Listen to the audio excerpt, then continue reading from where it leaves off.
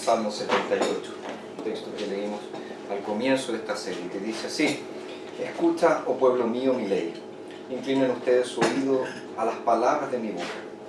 Abriré mi boca en parábolas, evocaré las cosas escondidas del pasado, las cuales hemos oído y entendido, porque nos las contaron nuestros padres.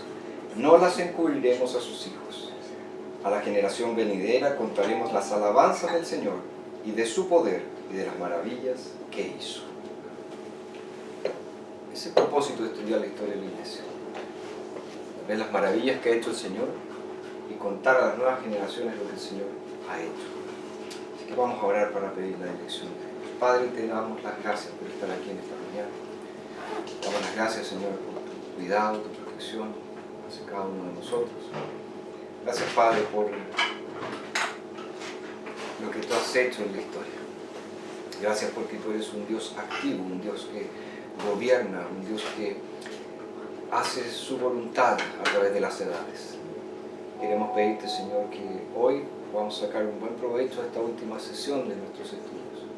Que podamos ver lo que tú has realizado y sorprendernos con lo que tú has hecho. También, Padre, te rogamos que podamos contarlo a las nuevas generaciones, que no callemos acerca de los hechos poderosos del Señor. Te agradecemos una vez más por Sal y por Fabi que hablan en su local. Oramos también una vez más por Arturo, para que tú le bendigas, que pueda recuperarse completamente. Y, Padre, también danos fortaleza, danos concentración para este tiempo juntos. En el nombre de Jesús. Amén. Muy bien, pues. Yo quiero comenzar este periodo de la Iglesia moderna o contemporánea mencionando dos grandes eventos que se dieron entre el año 1648 y el año de 1789. Porque todo este periodo que vamos a estudiar abarca casi un siglo y medio, o sea, bastante tiempo. Y generalmente este periodo comienza con la paz de Westfalia. ¿Se acuerdan que nosotros hablamos de ese tratado que se acordó en Alemania para terminar, poner fin a los conflictos religiosos? Y termina con la famosa Revolución Francesa de 1789. Y todo este periodo se caracterizó por un fuerte fenómeno cultural, un fuerte mover social, conocido como la Ilustración. La Ilustración, ellos lo llaman el Iluminismo, etc. ¿Y por qué fue tan importante este movimiento? Porque vino a cuestionar los antiguos supuestos, vino a cuestionar las antiguas verdades y creó una nueva visión de mundo, y que esta nueva visión de mundo se presentaba como un desafío tremendo para el cristianismo.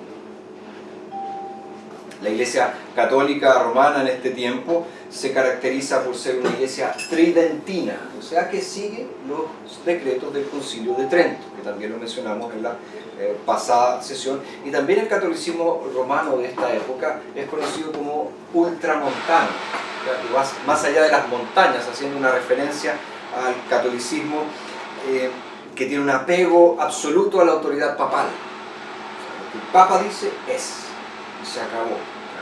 Entonces era una iglesia más estructurada, una iglesia más conservadora y una iglesia totalmente militante, que buscaba avanzar. Y entre los protestantes, todo este periodo se caracteriza por gran vitalidad, que se manifestó principalmente en las áreas de la espiritualidad y de la misión. Entonces, vamos un poco a abordar ciertos tópicos de este periodo. El primero de ellos es lo que dice relación con la doctrina. Podríamos decir ortodoxia. Correcta enseñanza, la ortodoxia.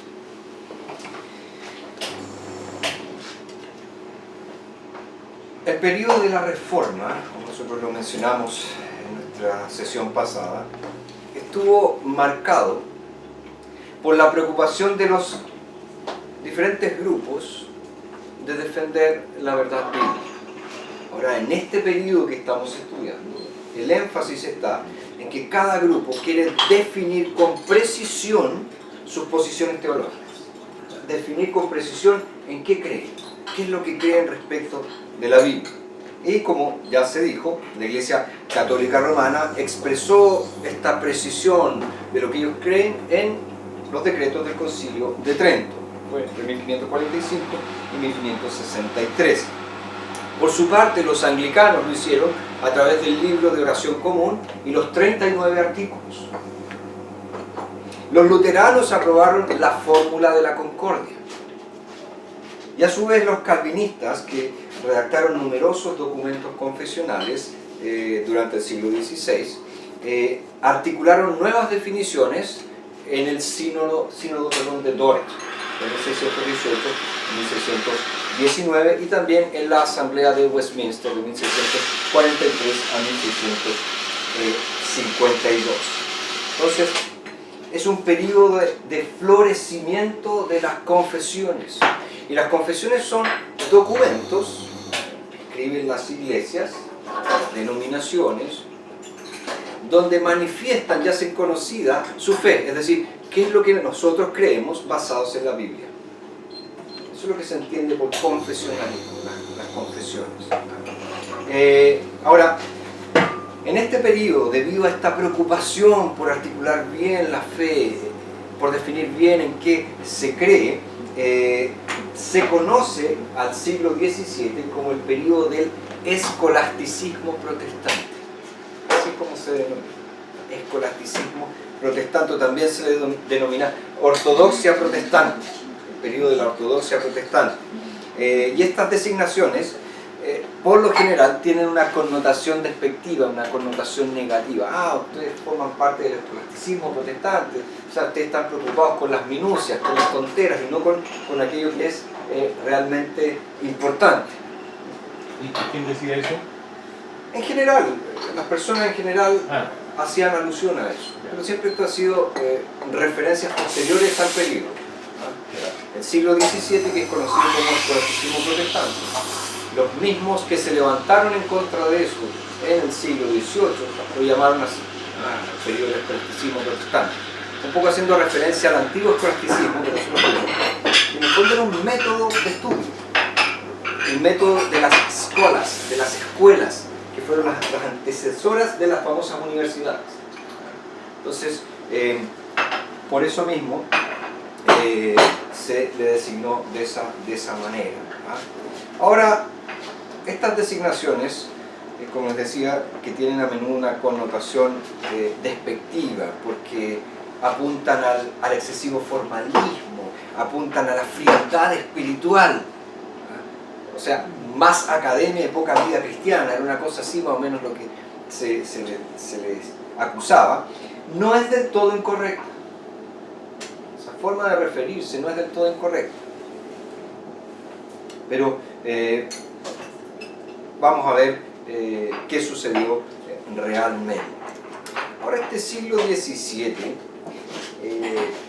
también fue testigo del surgimiento de un movimiento o de una nueva actitud intelectual que reaccionaba contra el dogmatismo, que reaccionaba hacia la intolerancia de muchos que pensaban que el catolicismo romano y el protestantismo eran excesivamente dogmáticos, excesivamente intolerantes. Y este movimiento comienza con ¿quiénes? Comienza con los humanistas, por ejemplo el famoso Erasmo de Rotterdam. Y este humanismo, que comienza a florecer a mediados del siglo XVII y que llega hasta el siglo XIX, es conocida como la era de la razón. Esa era de la razón, que marca el comienzo al periodo moderno, que nosotros conocemos en historia universal. Y el énfasis principal del racionalismo fue la libertad y la dignidad humana. Fue también la investigación científica, el cuestionamiento de la autoridad y el escepticismo. O sea, no saber si esto es verdad, no saber. Y sus representantes más conocidos son, por ejemplo, Descartes, René Descartes, John Locke, George Berkeley, David Hume. También está el famoso científico cristiano Isaac Newton. El nombre que se le da a este movimiento, como yo les decía, era Ilustración, que reveló ¿qué cosa? Ese nombre revela un esfuerzo consciente de aplicar la ley de la razón a los varios aspectos de la vida. O sea, es como un periodo de endiosamiento de la razón, la diosa razón, eso que vamos a ver fuertemente en la Revolución Francesa. El endiosamiento de la razón, la divinización de la razón. La razón humana determina todo, la razón humana determina lo que es verdad, lo que es mentira, la razón humana nos dice cómo podemos progresar, la razón humana nos va a llevar al bienestar, en fin. ¿Verdad? Ahora, curiosamente, a pesar de todo su escepticismo, la Ilustración, a pesar de que quería endiosar a la razón, la Ilustración tenía un Dios, o sea, tenía una religión. Ellos creían en Dios y formaron su propia religión, que era el famoso deísmo. El famoso deísmo.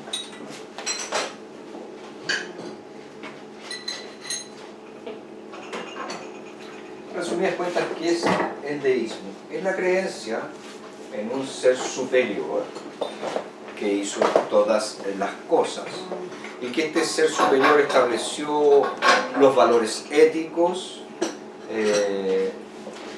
que creó al ser humano bueno, o sea, creían en la bondad humana, creían también en la recompensa, creían en el castigo futuro, creían también en la suficiencia de la razón y en la tolerancia religiosa.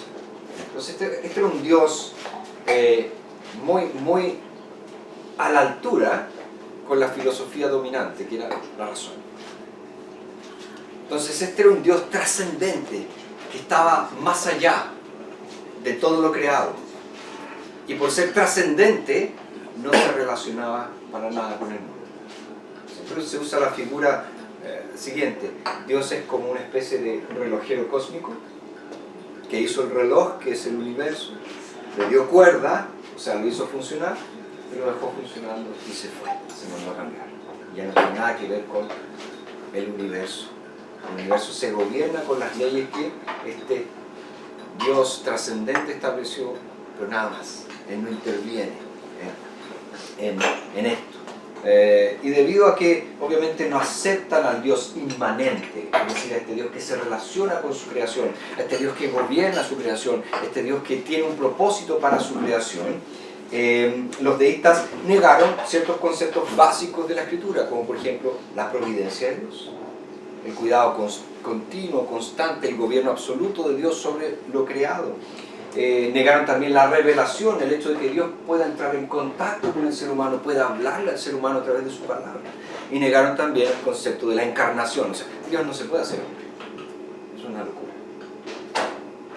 Y también negaron la Trinidad. No, esta cosa es muy compleja. Cristo fue solamente un gran maestro entre muchos otros. Y ahí había libros, por ejemplo, que llevaban títulos como Los Iluminados. Entonces aparecía en una categoría Buda, Confucio, Jesucristo. O sea, en la misma categoría todos, pero personas más iluminadas, personas que tuvieron una sensibilidad espiritual. Pero ellos negaban lo que la Biblia dice respecto a Jesús, que Él es el Dios hecho hombre. Él no es un hombre superior, Él es el Dios hecho hombre. Y lo que veíamos recién en Juan, digo recién en los creces de esta semana, que una forma de determinar qué es lo verdadero y qué es lo falso, estaba justamente con este concepto. Si creíamos que Jesucristo es el Dios hecho hombre. Exactamente. Efectivamente. Y si no, corresponde al falso profeta. El anticristo, ¿verdad? El que se opone a Cristo. Ahora, ¿quiénes eran estos principales deístas? Alemanes, ingleses y especialmente franceses, como Voltaire, como Rousseau, y todos estos los enciclopedistas. Ustedes han estudiado eso en el colegio, ¿no? Ahora, varios líderes independentistas en los Estados Unidos, 13 colonias, también eran deístas, como Benjamin Franklin, deísta, Thomas Jefferson, otro deísta, John Adams, otro deísta.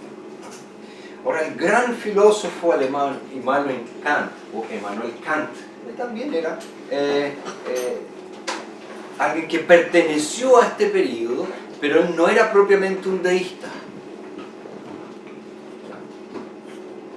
Él afirmó que Dios no podía ser conocido, que estaba más allá de la posibilidad del ser humano, de las posibilidades del ser humano poder conocer a Dios, que pertenecía al campo de lo metafísico, que iba más allá de lo físico. Entonces no se podía conocer a Dios, pero él decía que la existencia de Dios era requerida por razones prácticas. De ahí su libro, ¿verdad? Crítica de la razón práctica. Y ahí Kant pone gran énfasis a este concepto, ¿verdad?, del imperativo categórico, de que tiene que moverte a hacer alguna cosa. En fin, pero todo como entrelazado a esta idea de un Dios que está allí, pero que no lo podemos conocer. Que para nosotros es imposible conocer. Entonces eso surge en estos pensadores. Ahora, fíjense que Alemania entonces se transforma como en el centro. Generalmente cuando leemos de estos filósofos que habían en esta época, la gran mayoría de ellos eran alemanes. Eran algunos ingleses, algunos franceses, tal vez los más influyentes desde Kant eran alemanes. En estos siglos 17 y 18 hubo varias reacciones contra esta escolástica, y principalmente en Alemania la escolástica luterana, contra el tradicionalismo luterano, contra la interferencia política en la vida de la iglesia. Y empiezan a surgir, ¿verdad?, movimientos místicos, e incluso, podríamos decir, estos movimientos místicos que estaban vinculados con el arte. Por ejemplo, Johann Sebastian Bach, un gran compositor, surge en este contexto. Él era un cristiano. Por eso al final de sus composiciones él pone SDG, Soli Deo Gloria. Fíjense la partitura, siempre termina Bach con eso, SDG, Soli Deo Gloria, a Dios solo la gloria. Él era un cristiano, entonces él surge como una reacción a este excesivo dogmatismo de la iglesia luterana, que ellos veían que era un atentado en contra de la verdadera espiritualidad. Ahora, ¿cuándo surge con mayor fuerza este verdadero movimiento de revitalización espiritual? En el luteranismo, cuando aparece el pietismo. Y el iniciador de este movimiento fue un pastor llamado Philip Spener. Y Spener en 1670 escribió un libro llamado Pia Desideria, o sea, Deseos Santos, donde él defendía la necesidad de una reforma en la iglesia luterana, y enfatizaba, ¿qué cosa?, la devoción personal, la devoción privada y la actividad en grupos pequeños, grupos en casa, donde los cristianos pudieran realmente tener comunión, donde se dejara de lado este ritualismo ridículo de llegar a un lugar donde nadie entendía nada, donde todo era frío, donde todo era dogmático, en fin. Un discípulo de Spener, llamado August Franke, en la ciudad de Halle, hizo de esa ciudad un gran centro del pietismo. Creó un orfanato, un hospital, escuelas y también un periódico. Ahora, este movimiento desde un principio se preocupó grandemente por las misiones y expandió su influencia a través de amplios contactos internacionales, y un personaje clave en todo este movimiento fue el conde Nicolas Ludwig von Zinzendorf. Él fue un personaje clave, el conde de Zinzendorf. él estableció en su estado, en el estado de Herrnhut, una comunidad cristiana que recibió un grupo de moravianos. ¿Recuerdan que habíamos hablado al final de la otra sesión? Moravianos, que eran grupos disidentes, grupos pietistas. Entonces se formó allí en el estado de este conde la iglesia moraviana, y Zinzendorf llegó a ser el primer obispo de esa iglesia. Eso fue en 1527. Eso lo que están mencionando. ¿Los moravianos? Sí. Sí, que surgen, pero aquí estamos hablando del siglo XVIII. Es Leinter, ahí está su confesión Sí, de fe. sí, pero aquí lo que pasa es que este grupo que surgió en esa época, en el siglo XVI, tiene contacto en el siglo XVIII con los pietistas alemanes e influye en los pietistas alemanes, y principalmente en el caso de Zinzendorf y el estado de Herrnhut, donde se crea una iglesia moraviana.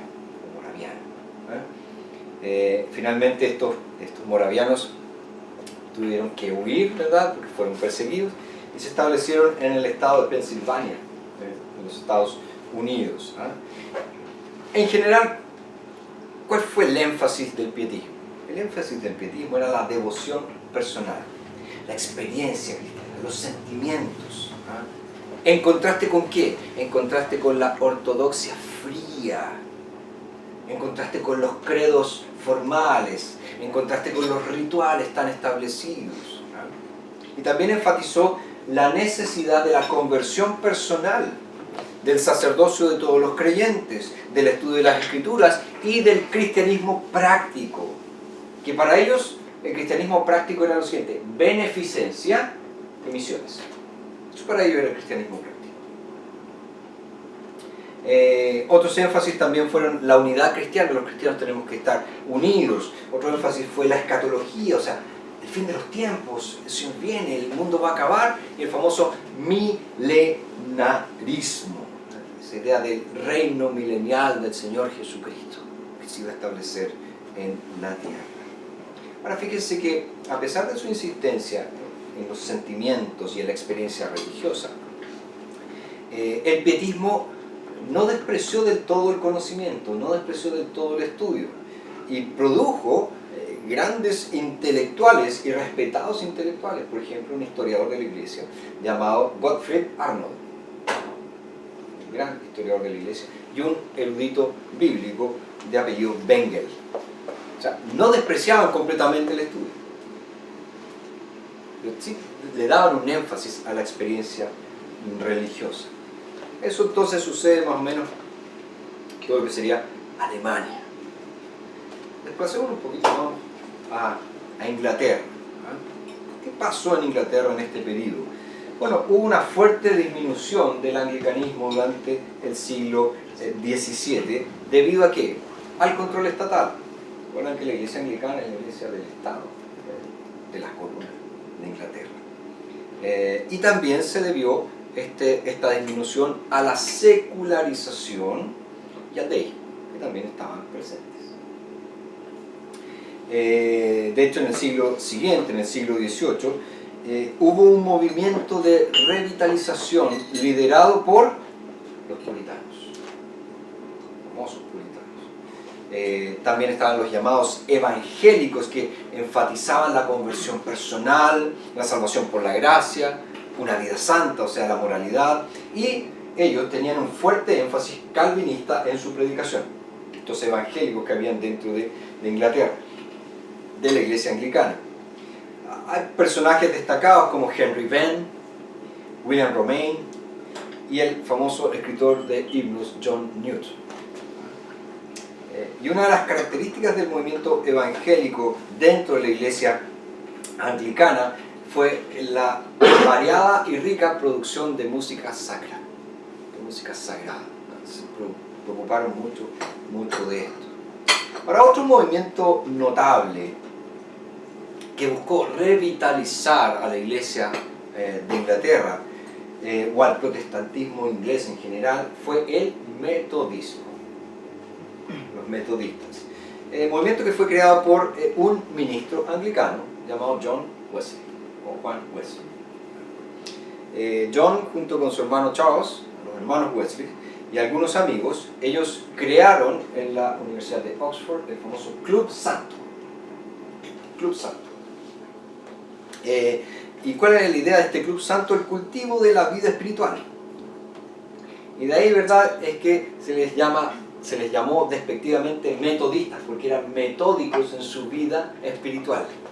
Hay metodistas, eran muy disciplinados. O sea, hay que levantarse a las 4 de la mañana, de 4 de la mañana a 6 de la mañana hay que orar, de 6 de la mañana a 7 hay que leer la Biblia, de 7 a 7. Entonces eran metódicos, por eso metodistas. Estos son metodistas, metódicos. Me cuenta como muchos nombres en la historia de la iglesia surgen de los rivales, surgen de aquellos que los desprecian, surgen de aquellos que les tienen mal. Wesley entonces era un ministro y quiso tener una experiencia misionera en las 13 colonias. Y ahí tuvo una fallida experiencia. Fue muy mal. De hecho, él volvió cuestionando mucho su salvación, si es que él era salvo o no. Y cuando él regresa a Inglaterra, él fue muy influenciado por algunos moravianos que había ahí, algunos moravos. Y tuvo su famosa experiencia de conversión en el año de 1738 en la Aldersgate Street. Una especie de granja, donde se reunían estos moravianos y supuestamente él se convirtió, él tuvo esta llenura del Espíritu Santo.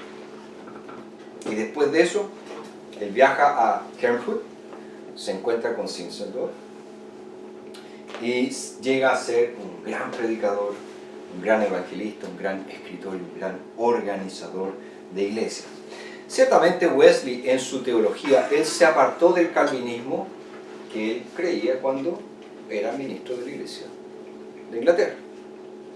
Y él entonces se apartó de ese calvinismo y adoptó una posición arminiana, haciendo hincapié en qué cosas, por ejemplo, en la salvación universal, tú vas a ser salvos, en la salvación segura, tú puedes tener plena, absoluta seguridad de salvación y está vinculado con la conversión. O sea, si tú realmente eres un creyente, tienes que tener seguridad de salvación. Si no tienes seguridad de salvación, es que no eres creyente. Eso es complicado. Y también él hablaba de la santificación completa, es decir, podemos llegar a ser santos en esta vida.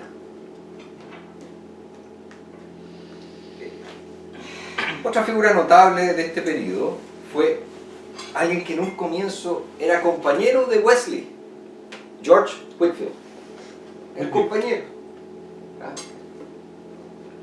Wesley, Whitefield eran compañeros, predicaban juntos, iban juntos a estas campañas evangelísticas, pero tuvieron un gran problema. Wesley era arminiano, Whitefield calvinista. Se separaron, ¿verdad? Se separaron. Y George Whitefield fue un gran predicador, un gran evangelista, viajó muchas veces a los Estados Unidos y influyó mucho en el gran despertamiento que se dio en Estados Unidos a partir de 1740. Estos siglos también fueron testigos de una intensa actividad misionera transcultural. ¿Por parte de quiénes? Iglesia Católica Romana. Especialmente los católicos romanos fueron a Asia y fueron a América Latina. En Oriente, los principales misioneros eran, al igual que en América Latina, jesuitas.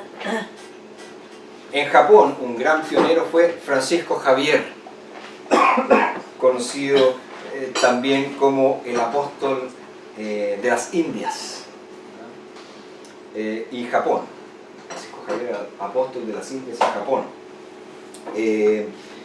En China trabajó uno llamado Matteo Ricci, cuyos métodos misioneros fueron bastante controvertidos porque lo acusaban de sincretista, o sea, que él mezclaba la religión cristiana con cualquier otra religión que hubiera y hacía una mezcla y decía, ya, estamos bien. Algo que pasó también mucho en América Latina con los sacerdotes, ¿verdad? Es por eso que nosotros podemos ir al norte de nuestro país, por ejemplo, La Tirana. ¿Alguien ha ido a La Tirana o ha escuchado La Tirana? Los bailes que hay, unos demonios, unas cosas raras. Eso es sincretismo religioso.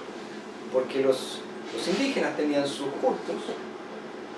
¿Y qué hicieron los católicos? Vengan nomás, sigan practicando estas cosas, no hay problema. Pero crean en Jesús. Crean en la iglesia. Crean en nosotros. Y ahí se formaban todas estas cosas. ¿Ah? Debido a una serie de circunstancias, los protestantes hicieron muy poco en términos de misiones transculturales durante los siglos XVI y XVII. Y eso es una gran verdad. Las primeras sociedades misioneras protestantes fueron, por ejemplo, la creada en 1649 llamada Compañía para la Difusión del Evangelio en Nueva Inglaterra. Esto se refiere a 13 colonias. En 1698 se creó la Sociedad para la Promoción del Conocimiento Cristiano. Y en 1702 la Sociedad para la Difusión del Evangelio en las regiones extranjeras. Ahí hubo varios esfuerzos misioneros, pero el movimiento misionero protestante solo comenzaría de una manera real, de una manera efectiva, con el pastor bautista inglés William Carey, en el año de 1792, cuando él crea la Sociedad Bautista Misionera.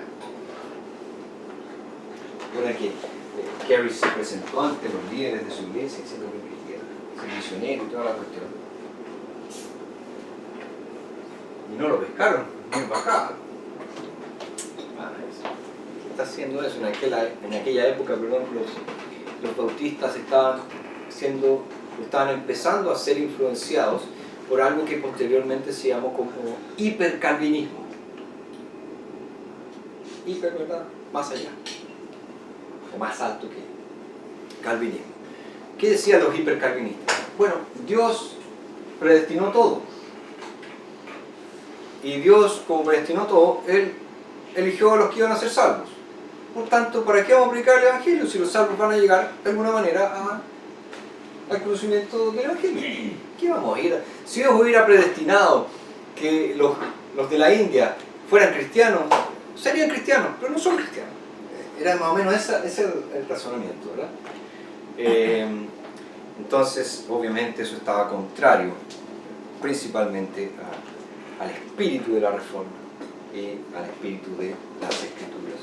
De hecho, cuando nosotros mencionamos a Juan Calvino, nosotros decíamos que Ginebra se convirtió en un gran centro de capacitación, de preparación para obreros que fueron por todo el mundo conocidos predicando el Evangelio.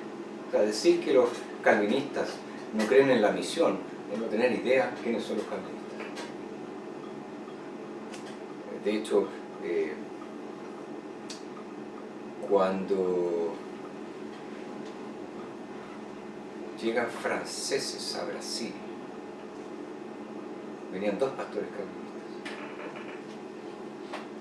y celebraron, apenas tocaron tierra, un culto. Y había un grupo de protestantes franceses, hugonotes, que estaban allí, en la bahía de Guanabara, donde está cerca de Río de Janeiro. Bueno, después ¿qué pasó? Que los católicos los acusaron, los metieron presos. Pero una de las cosas que hicieron fue una confesión de fe, llamada la Confesión de Fe de Guanabara. Usted se impresionaría de la precisión teológica de unos presos que escribieron un documento sin tener ni siquiera una Biblia. Nosotros seríamos capaces de escribir algo sin tener una Biblia.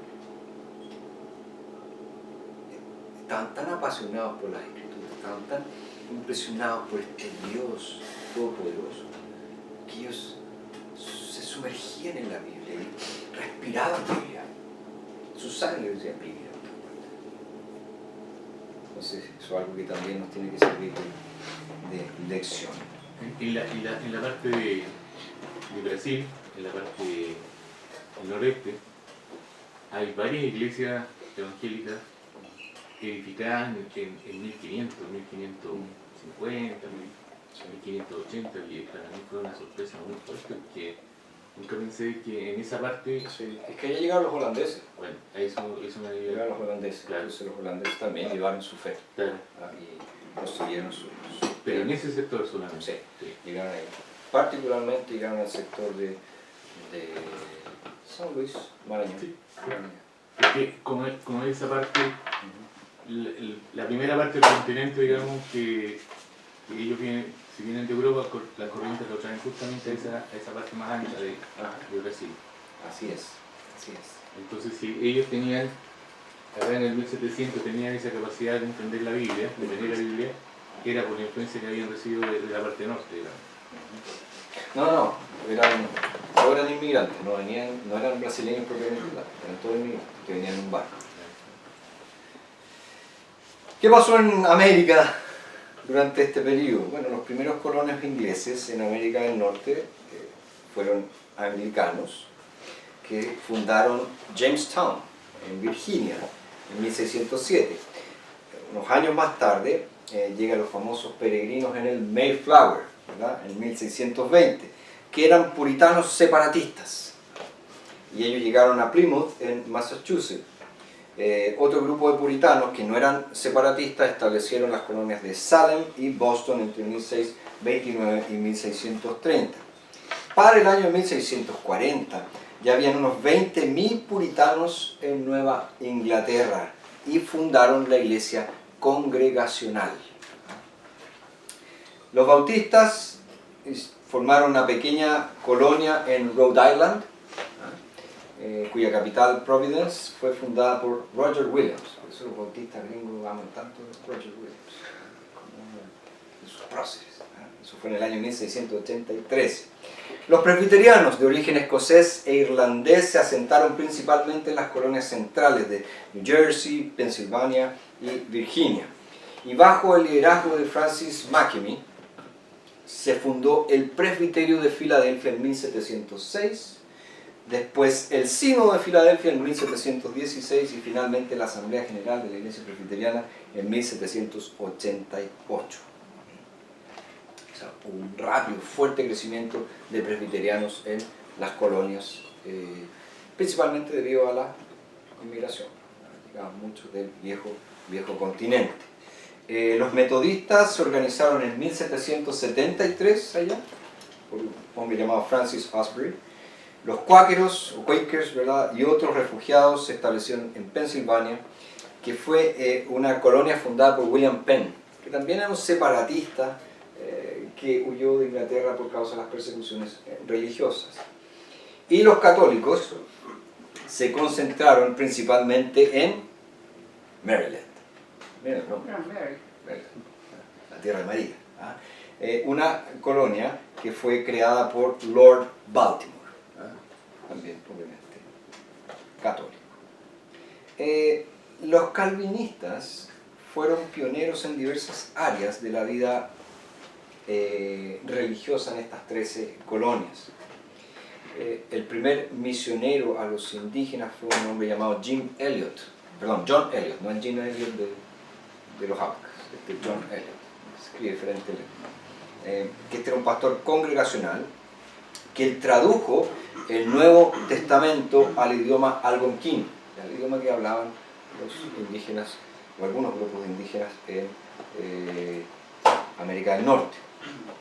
Y ahí también uno famoso misionero de los indios fue el joven David Brainerd, quien murió en 1747 cuando tenía como 29 años. Murió bastante joven. Ahora, el mayor fenómeno religioso en las 13 colonias fue el denominado Gran Despertamiento o Gran Despertar. Fue un avivamiento que se dio entre 1727 a 1743, dicen. ¿Quiénes lideraron este movimiento? Un reformado, mejor dicho, holandés llamado Theodoro Frelinghuysen. Él comenzó, y otro llamado William Tennant. Ellos dos comenzaron a predicar. Esto causó bastante bastante revuelo porque eran predicadores itinerantes, o sea que iban de iglesia en iglesia, iban también a veces predicaban en los campos, entonces a los pastores de iglesias locales les incomodaba porque, bueno, hay todo un conflicto grande. Pero sus mayores exponentes, o sea, los mayores expositores de este movimiento fueron George Whitefield, ya decía, este inglés, amigo de Wesley, que se separó de Wesley y tuvo mucha influencia en las 13 colonias, y el famoso Jonathan Edwards, que fue un pastor congregacional en la ciudad de Northampton, Massachusetts. Y Edwards se destaca principalmente por la descripción que él hace de los avivamientos, y especialmente de las emociones que se producen en los avivamientos. Hay un librito de él que se llama Afectos Religiosos, está traducido en español, donde él describe muchas de estas cosas extraordinarias que suceden en un avivamiento, y él hace una diferencia entre aquellas emociones que sí son generadas por el Espíritu Santo y aquellas que no. Y ahí relatan cosas así súper extrañas, que ya, ¿habrá pasado esto o no? O se habrá mandado algún trago y se imaginó esas cosas, ¿no? Al punto de, no sé, de ver personas levitar, levantarse, cosas así. Ahora es curioso que Edwards, a pesar de todas estas descripciones, se nos dice que su manera de predicar era extremadamente plana.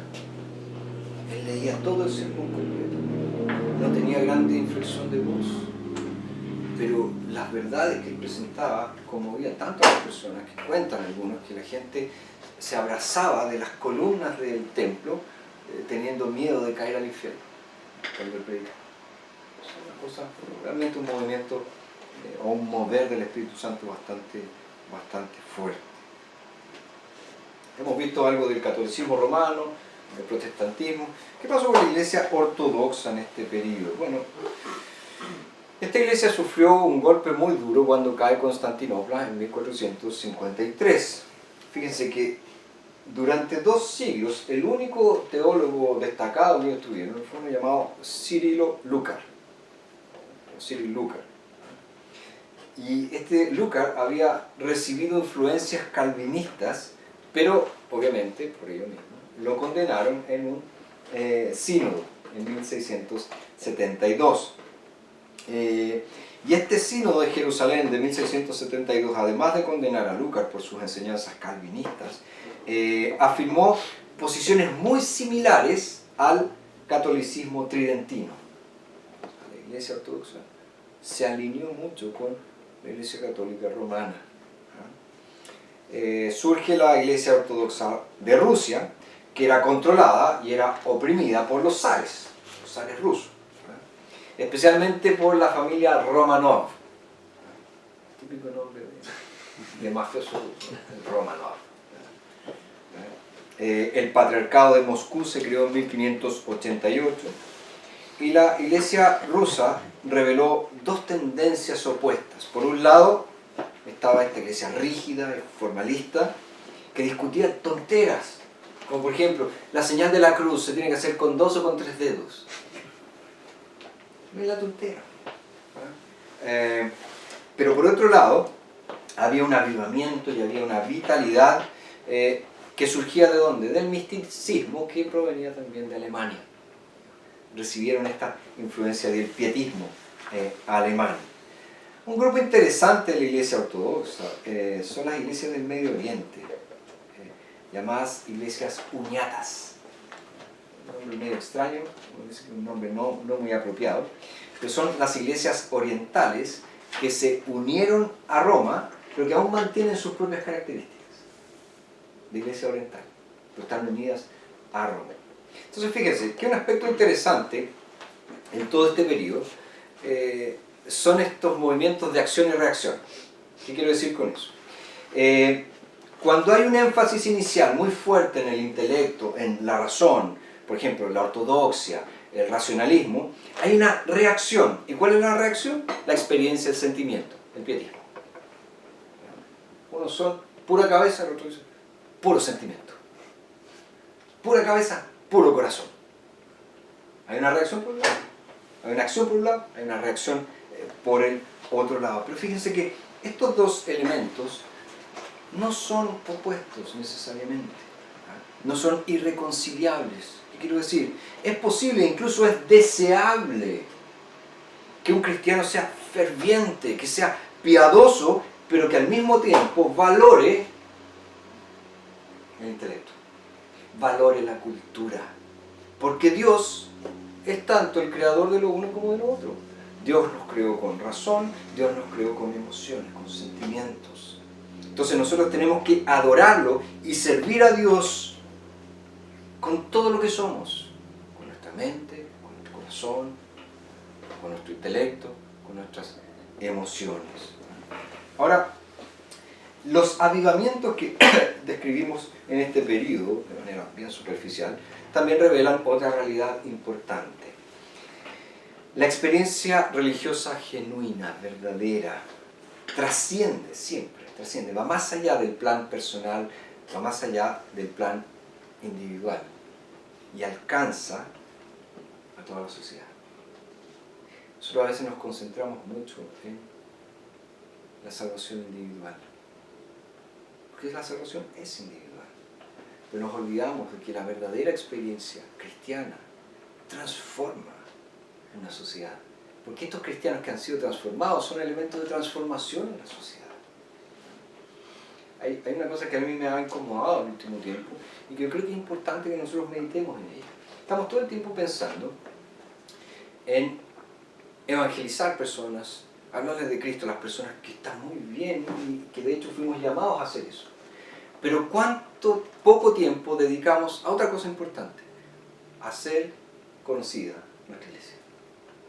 Que la gente sepa que estamos allí, que la gente sepa que es una iglesia donde se predica el Evangelio, que la gente sepa que es una iglesia donde la Biblia, Jesucristo es central.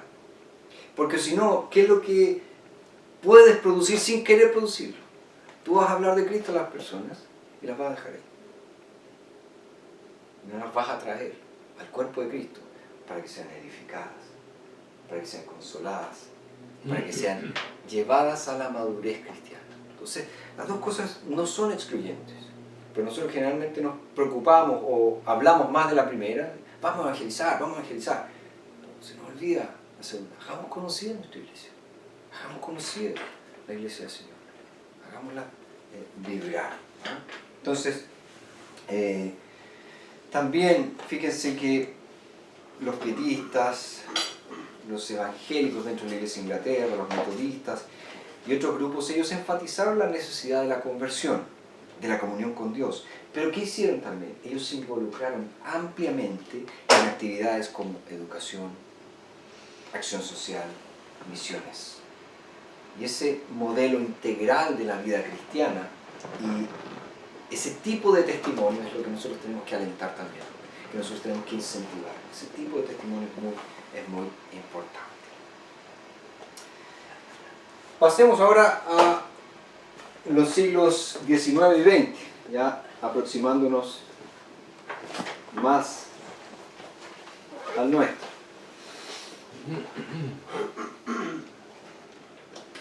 Muchos de nosotros nos identificamos más con el 20. Algunos tal vez están más cerca del 19, pero no creo. No creo. Estamos todos aquí. Estamos todos más identificados con el 20 y ahora estamos en el 21. Pero... ¿Sí? Me quedo dando vueltas la iglesia Uniatas. Y veo el mapa aquí, casi todo el norte de África y el oriente. ¿Y qué pasó aquí? O sea, ¿y estas iglesias aún perduran? Sí, algunas de ellas siguen, pero... Porque aquí está fuerte el Islam. ¿Está? Sí, sí. El Islam acabó mucho con el cristianismo, ¿no? En todo ese sector. Ya.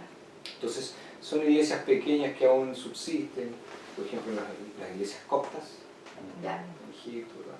Algunas de ellas forman parte de esto, que es una descripción general, esas iglesias uniatas, no es que sea una denominación, Ya. una descripción general para apuntar a iglesias ortodoxas que se unieron a Roma, pero que aún mantienen, por ejemplo, las vestimentas sacerdotales de la iglesia ortodoxa, ese tipo de cosas.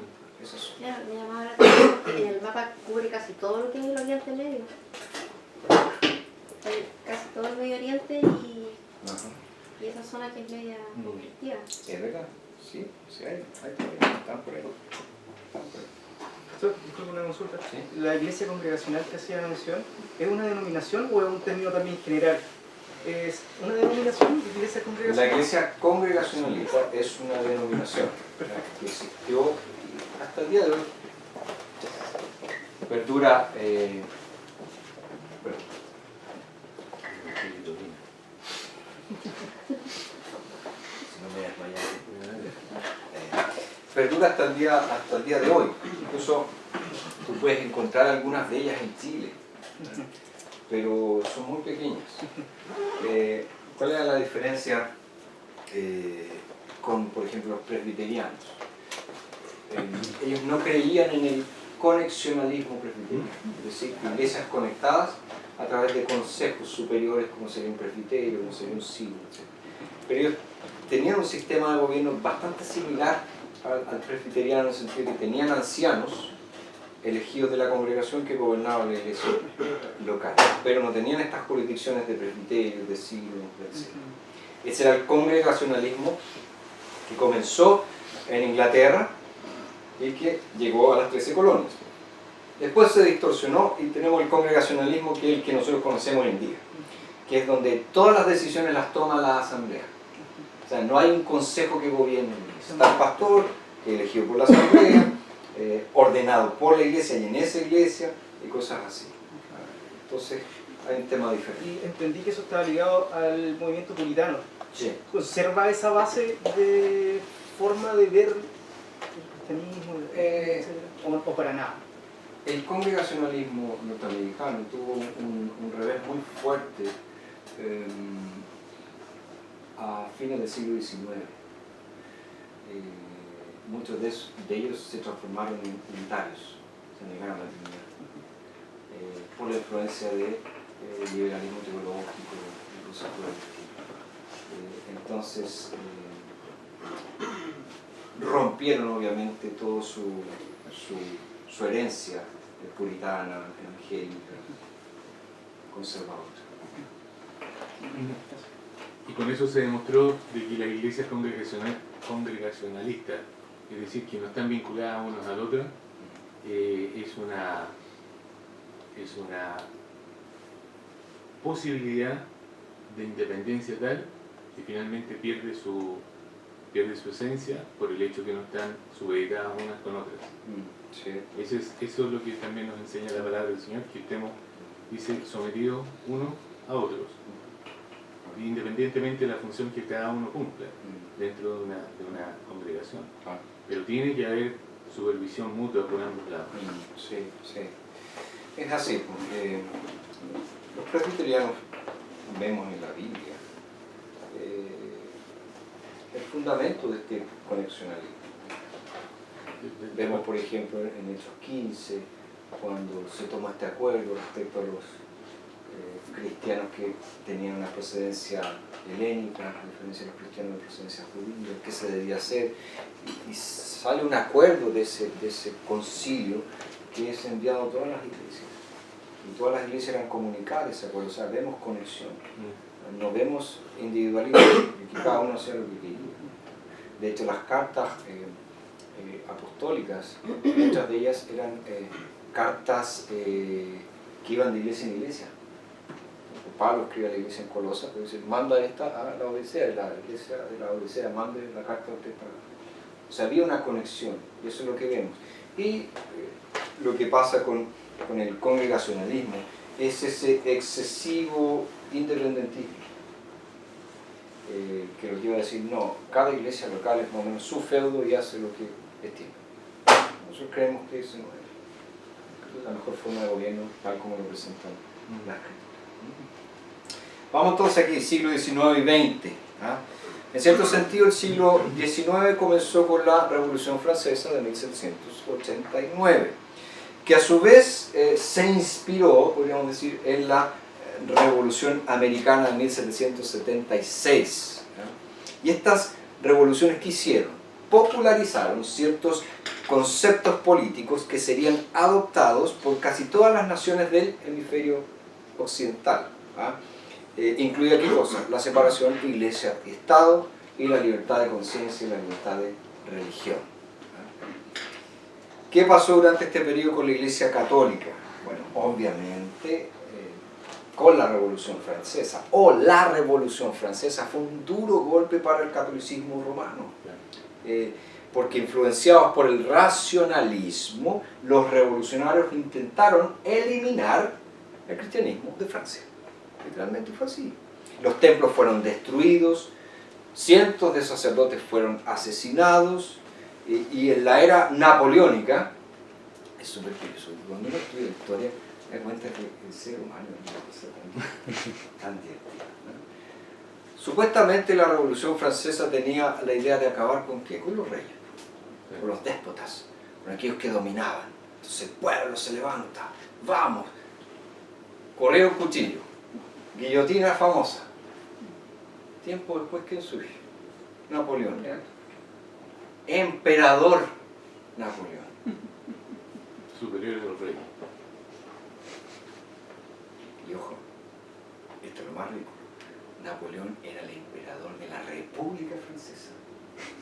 ¿Cuándo había un emperador de una república? Bueno, pero esas son las cosas. Entonces, cuando empiezan esos nuevos movimientos en todas partes del mundo, vamos a acabar con los poderosos, ¿en qué va a terminar? Se cambia un grupo por otro nomás. Si eso siempre es la historia humana. ¿Qué quieren? No, el ideal de la democracia. Esa cuestión no existe. No existe porque el ser humano es corrupto. El ser humano es pecador. Quiere beneficiar a él y a los suyos, a nadie más. No, pero si este realmente se importa con... Ya. Veamos al ser humano como realmente es. Entonces, esta era, en la era napoleónica, se volvió a oficializar a la iglesia, pero sujeta al Estado. Sujeta al Estado. Y de hecho, Napoleón entra a Roma y anexa ¿qué cosa? Los estados papales. Eso es nuestro. Entonces, miren cómo son las cosas.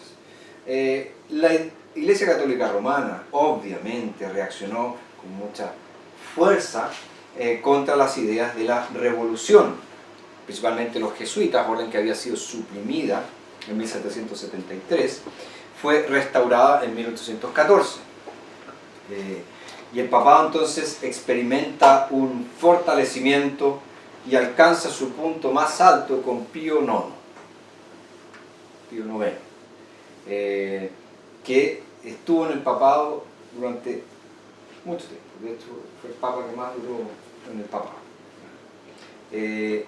Este papa fue el que declaró el dogma de la Inmaculada Concepción de María en 1854. Nació sin pecado. ¿Dónde está eso? Misterio. Y también él escribió una encíclica llamada Quanta Cura. No cuántos curas, Quanta Cura. Quiere decir cuántos cuidados. Y esa encíclica tenía un apéndice llamado Syllabus que contenía una serie de ataques contra las libertades modernas. Por ejemplo, contra la separación de la Iglesia y del Estado, contra la educación laica, contra la democracia, contra las ideas republicanas. Era un fuerte ataque, porque a los papas les convenía tener reyes, porque ellos siempre eran amigos de los reyes y hacían lo que querían con los reyes. Entonces les convenía esto. Pío también llamó al Concilio Vaticano, que proclamó finalmente la doctrina el dogma de la infalibilidad papal. El Papa habla ex cátedra, palabra de Dios. Doctrina de herejía. Después de una larga lucha, nosotros sabemos que Italia se unifica en 1861 y esta Roma y los antiguos estados papales que desde Pipino el Breve, nosotros vimos que pertenecían a la iglesia, eso era en el siglo VIII, finalmente también se anexaron a Italia y es donde el Papa se convierte entonces en el prisionero del Vaticano. Quedó encerrado en el Vaticano. y obviamente pasó mucho tiempo hasta que se aceptara esa situación, que finalmente fue Mussolini el que se arregló el cuento. Mussolini reconoció la soberanía de la ciudad-estado Vaticana. No es un país, es una ciudad-estado Vaticana. ¿Qué pasó en este periodo con el protestantismo particularmente europeo? Bueno, en Alemania hubo un renacimiento, un resurgimiento a comienzos del siglo XIX en torno a estos movimientos que ya mencionábamos del confesionalismo, del pietismo y de la misión interior. O sea, realmente preocupémonos de, en vez de ir a predicar a tal lugar, preocupémonos de predicar en nuestro propio país. Se creó en Alemania una nueva iglesia nacional en 1817, que era el tricentenario de la Reforma, que unió a luteranos con reformados. O sea, una iglesia nacional que une a luteranos y reformados. Y se puso, o se le dio mucho énfasis a la reflexión bíblica, a la reflexión teológica. Por ahí, por el año 1900, había un 62% de protestantes y un 36% de católicos romanos. En Francia, ¿qué pasó en Francia? Las iglesias fueron, o las principales iglesias fueron la reformada y la luterana. Por el año 1900 también había en Francia unos 650.000 protestantes que influían bastante en la vida nacional. Fue una vida religiosa vigorosa y dinámica en áreas como evangelización, acción social, misiones y también educación teológica. En los Países Bajos, la Iglesia Cristiana Reformada se separó de la Iglesia Reformada. Para el 1900, aproximadamente la mitad de la población en los Países Bajos estaba afiliada o pertenecía a la Iglesia Reformada. En Suiza esta proporción de católicos y protestantes era muy similar a la que había en el siglo XVI, o sea, 3/5 eran protestantes. En 1874, la Constitución Federal Suiza consagró la plena libertad de culto y cada cantón debía elegir su religión, o podía tener dos iglesias, que fueran protestante y católica. Y de ahí se crea en 1920 la Federación Eclesiástica Suiza, que consistía en iglesias cantonales y algunas iglesias libres, o sea, iglesias que pertenecían al cantón, que estaban vinculadas al Estado, podríamos decir, y otras iglesias libres que no pertenecían al cantón mismo. Y así. Vámonos a Inglaterra. ¿Qué pasa en Inglaterra durante este periodo? Hubo 3 movimientos religiosos importantes durante el siglo XIX en Inglaterra. El movimiento evangélico, que fue consecuencia del renacimiento del siglo XVIII, que abarcaba, como yo les decía, el ala evangélica de la iglesia anglicana, que es conocida como la iglesia baja. En el anglicanismo, particularmente en Inglaterra, se utilizan 2 nomenclaturas para referirse a grupos diferentes dentro de la iglesia. Está la Low Church, o la iglesia baja, que es una iglesia principalmente evangélica, o sea que sus ministros, sus miembros, creen las verdades evangélicas, viven como evangélicos, predican como evangélicos, etc. Existe la High Church, o la iglesia alta, que es la iglesia conocida como anglo-católica. Es una iglesia que parece ser una iglesia católica romana. Entonces, ahí se diferencia dentro de la misma comunión anglicana. Ahora, esta iglesia baja y algunas iglesias libres pusieron gran énfasis en la piedad personal, en el servicio cristiano, en las misiones y ejercieron una gran influencia. ¿Quién de ustedes se acuerda del famoso John Stott? ¿Se acuerdan de John Stott? 1, 2. John Stott pertenecía a la iglesia baja. Era un evangélico dentro de los anglicanos. Él era capellán de la iglesia de la reina Isabel hasta su muerte, claro, que fue hace 20 años atrás. Sí, sí. Bueno, eso también, hay iglesias anglicanas que pertenecen a la corona. Son de ellas, de la corona. Y los ministros que están en esa iglesia son todos capellanes de la corona. No es que Stott haya ocupado un lugar principal, sino que como él pertenecía a esta iglesia que se llama All Souls, todas las almas, y esa iglesia pertenecía a la corona, entonces tenía esa cuestión de ser capellán de la corona. Ahora, dentro de las contribuciones que vemos en este movimiento evangélico de la iglesia anglicana, está, por ejemplo, la creación de la escuela dominical. Robert Raikes crea la escuela dominical, no existía la escuela dominical. A nosotros nos parece tan común la escuela dominical, no había antes escuela dominical, había otro tipo de actitudes. Y también destaca William Wilberforce, ¿verdad? Aquel que luchó por la libertad de los esclavos negros, que era un político. Los evangélicos también produjeron grandes líderes y predicadores notables como el venerable doctor Charles Simeon, un tremendo predicador, pastor en Cambridge, tremendo. En Escocia está el famoso Robert Murray McCheyne, también un gran pastor presbiteriano que murió muy joven, tenía 29 años de edad. Y está el famoso Charles Spurgeon, bautista, ¿verdad?, a principios del siglo XIX. También aparece una figura controversial, Edward Irving, un presbiteriano de origen escocés que fundó el movimiento carismático. Un pastor en Londres. Esos serían los evangélicos. ¿Qué pasaba con la iglesia liberal en este tiempo? Bueno, la iglesia liberal, ellos manifestaron una preocupación de hacer el cristianismo relevante para su época. Ellos pensaban así: la gente hoy en día no cree en esa cuestión de la resurrección de los muertos, entonces expliquemos el cristianismo de otra manera. La gente hoy en día no cree en eso de los milagros, entonces expliquemos el cristianismo de otra manera.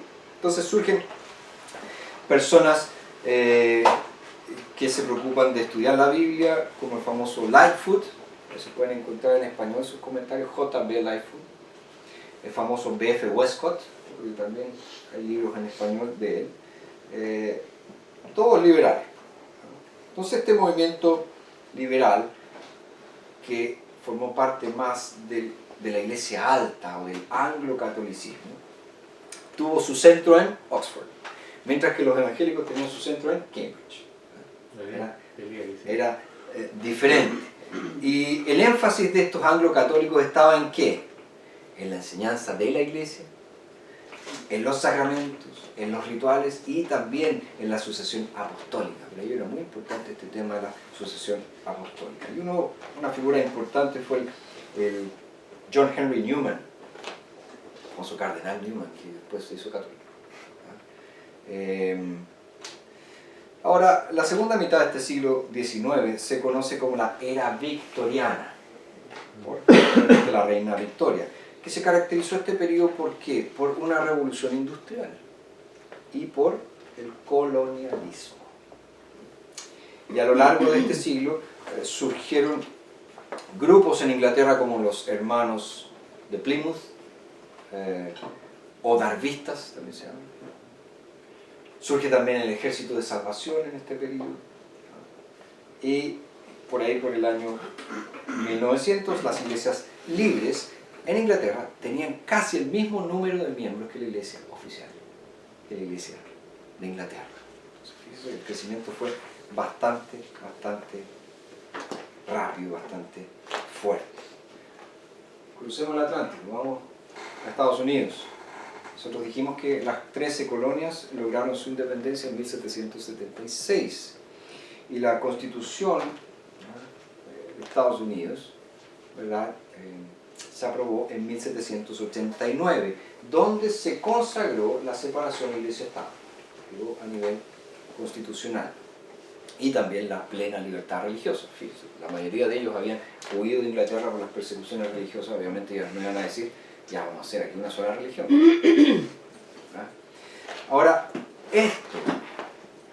esta declaración de independencia, esta constitución, junto con la diversidad religiosa que había en las 13 colonias, dio como resultado un fenómeno que se llamó denominacionalismo.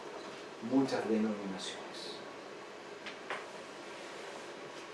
Unos años más tarde comienza el segundo despertamiento, el segundo despertar, que este partió en 1801 aproximadamente, que produjo un crecimiento dramático de muchas denominaciones, especialmente entre los bautistas y metodistas.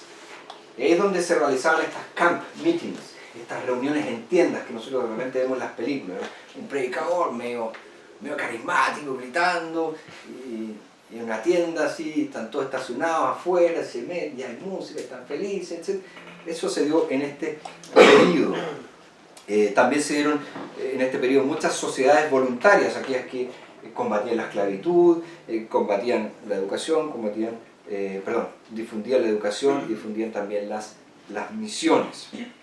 Décadas más tarde, este problema de la esclavitud, estas diferencias de opinión respecto a los negros, nosotros sabemos que generó divisiones en la iglesia y la famosa guerra de secesión en los Estados Unidos, que fue de 1861 a 1865. En este siglo también se destacaron dos grandes evangelistas. El primero de ellos, el controvertido Charles Finney. ¿Por qué controvertido Charles Finney? Porque Finney llega a la conclusión de que este tema del avivamiento no es un mover del Espíritu Santo. El avivamiento es algo que puede ser creado.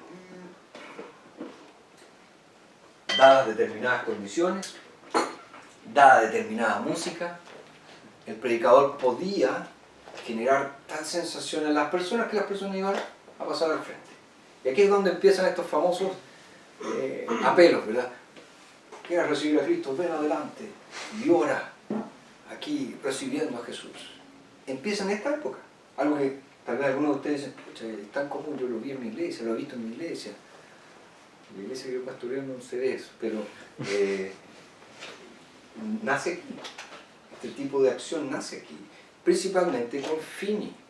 Entonces Finney fue muy criticado y su teología es muy extraña. De hecho, él no recibió una preparación formal en teología. Finney era un abogado. Cuidado con eso, entonces, y el otro, ya más conservador, fue Dwight Moody. Moody, también un gran evangelista en este siglo.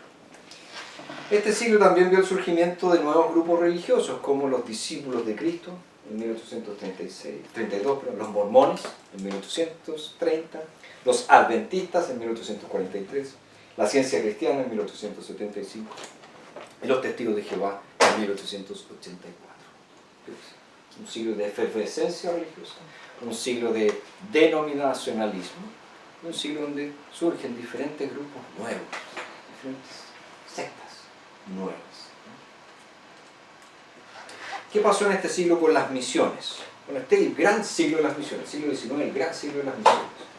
Y el pionero, como ya dijimos, fue William Carey y su Sociedad Bautista Misionera.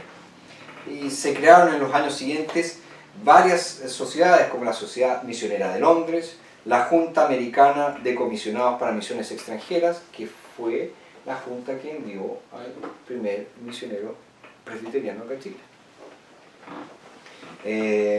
La American Baptist Missionary Union, o sea, la Unión Misionera Bautista Americana, que trabajó con Adoniram Hudson, misionero a Birmania, ¿verdad? Conocido misionero a Birmania.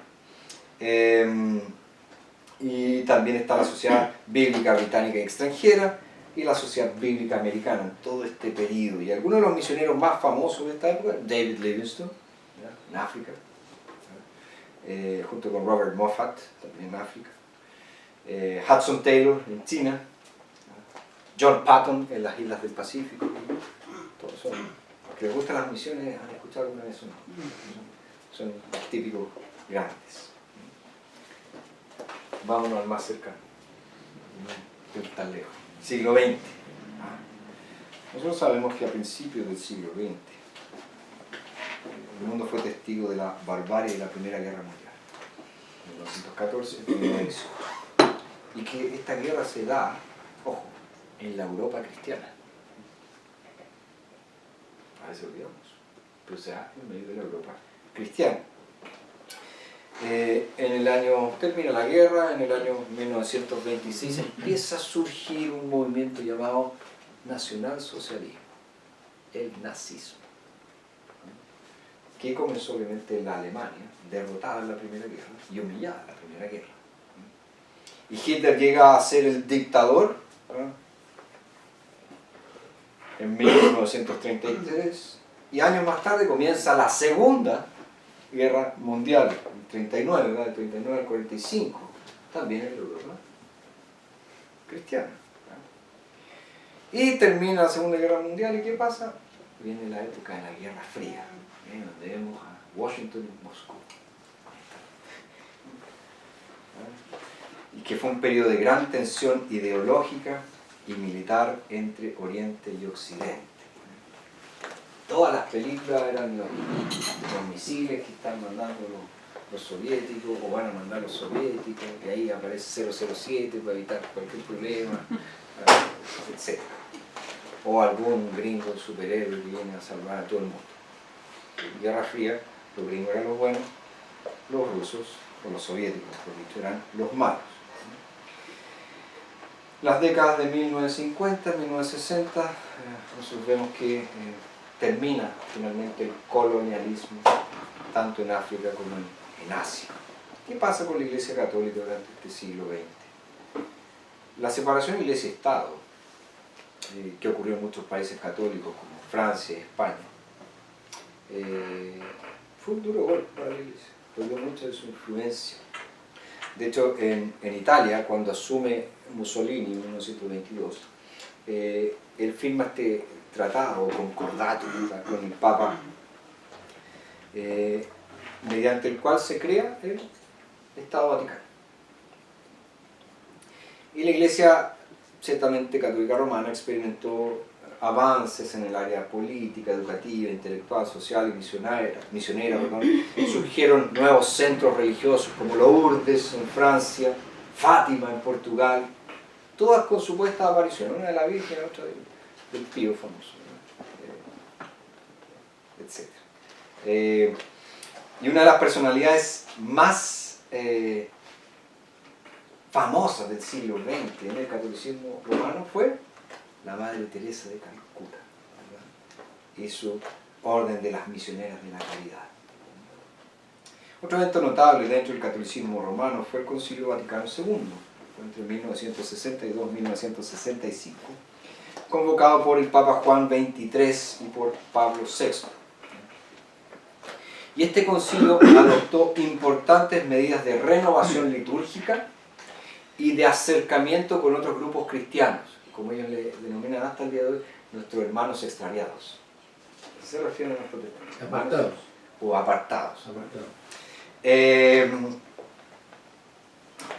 A raíz del Vaticano II surgen dos movimientos católicos con tendencias opuestas: la renovación carismática en los Estados Unidos y la teología de la liberación en América Latina.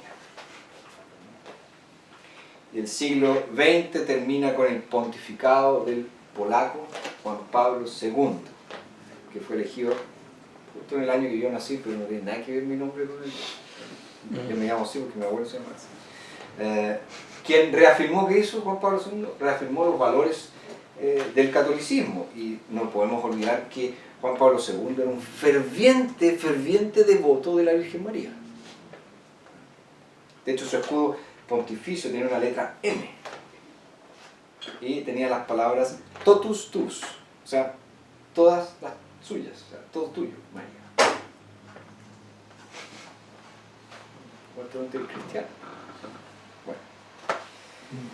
¿Qué pasó con la Iglesia Ortodoxa en este periodo? Durante gran parte del siglo, esta iglesia se estancó. Y podríamos decir que en América tuvo un crecimiento debido a la inmigración. Muchos miembros de la Iglesia Ortodoxa llegaban a América, construían sus templos y empezaban a adorar ahí. Ahora, por sus vínculos con el zarismo, con los zares, ¿verdad? La Iglesia rusa fue completamente el blanco de la Revolución Comunista de 1917. Y muchas iglesias y monasterios fueron destruidos y numerosos sacerdotes fueron ejecutados. Muchos ortodoxos católicos, muchos bautistas de Europa, principalmente de Europa del Este, resistieron, ¿verdad?, al marxismo-leninismo. Y esa resistencia fue muy dura para muchos de ellos. Y nosotros sabemos que en el año de 1989 tuvo lugar uno de los acontecimientos más notables del siglo XX, la caída del muro de Berlín. Me acuerdo, he tenido compañeros de colegio que iban a Europa después de la caída y traían pedacitos del muro. Yo podría ir al sitio vacío al lado, hacer un pedazo de sitio también lo traje el muro de Berlín. Era así una mentira grotesca. Pero traían esas cosas, me acuerdo. Pero nosotros lo alcanzamos a ver por televisión. Sí, yo también. Claro. Era muy niño, pero lo Estaba alcancé a ver. ocurriendo. Sí, Sí, pero estaban pasando en la televisión. ¿Qué pasó, verdad, con la caída del muro de Berlín? Fue una señal del colapso del comunismo y obviamente del fin de la Unión Soviética. Entonces Rusia y otros países de la región empezaron a disfrutar de la libertad religiosa que produjo el resurgimiento de la Iglesia Ortodoxa. La Iglesia que había sido brutalmente perseguida por los comunistas, ahora empezaba a resurgir nuevamente. Hoy en día los ortodoxos están acercándose cada vez más con los gobiernos y también exigen la imposición de ciertas restricciones a los misioneros protestantes, especialmente a los pentecostales, que trabajan de manera muy activa en Europa del Este. Bastante intentan que los gobiernos pongan restricciones a los protestantes. ¿Qué pasó con el protestantismo durante el siglo XX? Ya dijimos que Alemania fue el escenario de eventos especialmente dramáticos por causa del surgimiento del nazismo, el nacionalsocialismo. Y en 1921 se creó la Federación de Iglesias Evangélicas, que involucraba a la mayoría de los protestantes, así como algunas iglesias libres. Y gran parte de los protestantes, llamados cristianos alemanes, apoyaron el régimen nazi. Hay que reconocer eso. Y ahí es donde surge la iglesia confesional alemana. La iglesia confesional alemana se opuso al régimen y por lo mismo sufrió la represión del régimen. Y el líder más destacado de esta iglesia confesional alemana fue el famoso Dietrich Bonhoeffer, quien se involucró en la resistencia contra el régimen y fue ejecutado en un campo de concentración poco antes del fin de la Segunda Guerra Mundial. Un poquito antes del fin. Otro crítico bastante destacado del nazismo fue el teólogo suizo Karl Barth, que fue el creador de este nuevo movimiento llamado neo-ortodoxia, una nueva ortodoxia, y que escribió una obra gigantesca de teología llamada Dogmática de la Iglesia. Barth tuvo una influencia muy grande y latina hasta el día de hoy. A muchos les encanta Barth porque es bien filosófico, bien argumentativo, pero la visión de Barth respecto a muchas cosas no es bíblica, definitivamente no es bíblica. Y eso queda más que claro. Además que su vida cristiana dejaba bastante que desear. Él fue infiel a su mujer casi todos los años de su vida. De hecho, tenía a su secretaria, que era su amante, viviendo con él en la misma casa. Y cuando la mujer lo confrontó, recibió un confórmate. Entonces, no importa cuán intelectual pueda ser alguien, cuán capacitado pueda ser alguien, ¿sí? Él no vive de acuerdo a lo que Dios dice en su palabra. Súper. Las primeras décadas de este siglo XX, el movimiento misionero siguió con toda su fuerza y dos grandes líderes estadounidenses fueron el presbiteriano Robert Elliot Spear, que era presbiteriano, y un metodista llamado John Raleigh Mott, que impulsaban mucho estas misiones. En 1910 se realiza la Conferencia Misionera Mundial en la ciudad de Edimburgo, Escocia, que esta conferencia dio como resultado la creación del Consejo Misionero Mundial, que finalmente se transformó en el Consejo Mundial de Iglesias, que fue fundado en Ámsterdam en 1948. De marcada tendencia izquierda. Sí. Ahora, una personalidad muy destacada en este periodo, que fue un literato, fue un defensor del cristianismo, famoso C.S. Lewis, ¿verdad? Crónica de Narnia. Y un montón de estos libros. En Estados Unidos, este siglo fue testigo del surgimiento de uno de los fenómenos más extraordinarios de la historia del cristianismo. ¿Cuál es este fenómeno? El estallido del movimiento pentecostal. El pentecostalismo deriva del movimiento de santidad, que era fruto del metodismo. ¿Se acuerdan que Wesley decía que realmente podíamos llegar a ser santos en esta vida? A partir de esa visión que surge el pentecostalismo, ¿no? Los pioneros pentecostales fueron los pastores Charles Farham, y su discípulo William Seymour, que fue el líder del famoso avivamiento de la calle Azusa, bien conocido por los pentecostales en Los Ángeles, ¿verdad? Que es considerado el punto de partida de este movimiento, el avivamiento en la calle Azusa. Entre las primeras denominaciones pentecostales está la Iglesia de Dios de Cleveland, las Asambleas de Dios y la Iglesia del Evangelio Cuadrangular, fundada por la evangelista Aimee Semple McPherson en 1944. Entonces el pentecostalismo se extendió rápidamente por todo el mundo y hoy congrega a la mayoría de los protestantes de los países. Es cosa de Chile. La gran mayoría de los evangélicos en Chile son pentecostales. En la década de 1960 aparece el movimiento carismático, que es diferente del pentecostalismo, y aparece en medio de los pentecostales y en medio del catolicismo romano en los Estados Unidos. Ahí surge el movimiento carismático. El protestantismo americano continuó siendo dinámico y produciendo nuevos énfasis y movimientos, como fue el caso, por ejemplo, del Evangelio Social, donde aparece ese famoso libro En sus pisadas, un libro bastante conocido de Charles Sheldon. Otro grupo significativo son los conservadores durante este periodo,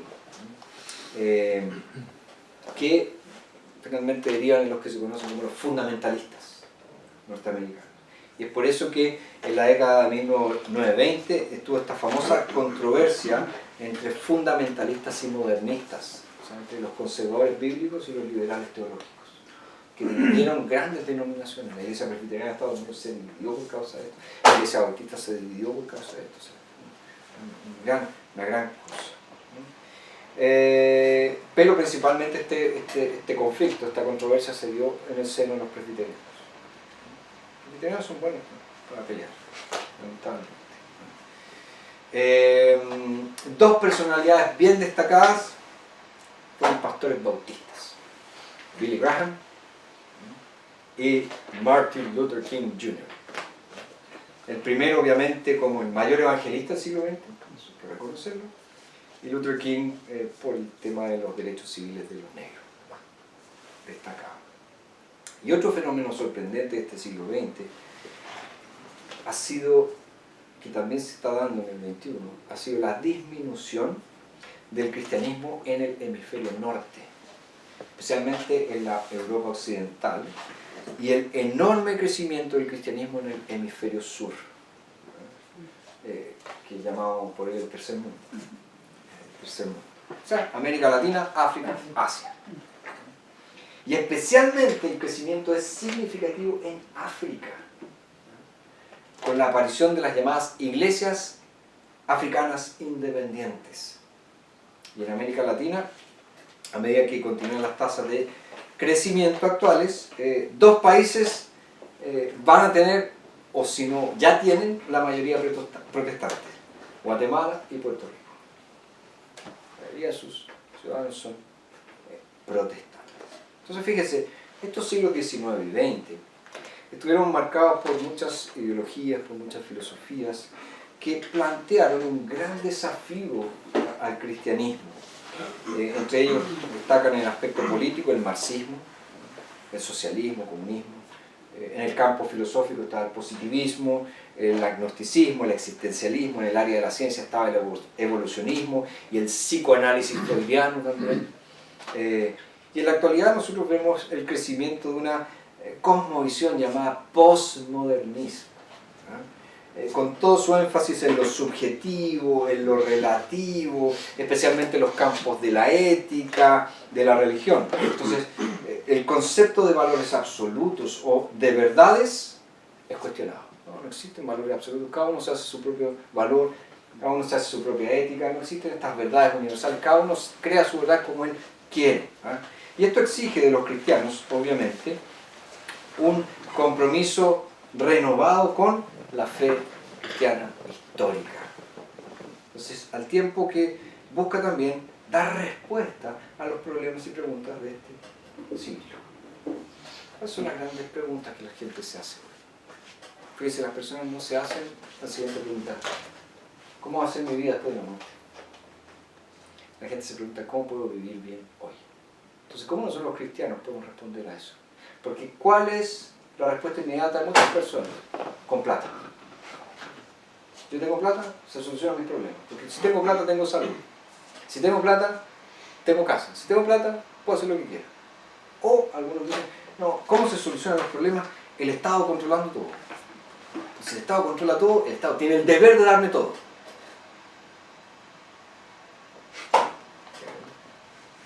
Entonces, ¿cómo nosotros como cristianos respondemos a esos cuestionamientos que las personas se hacen hoy en día?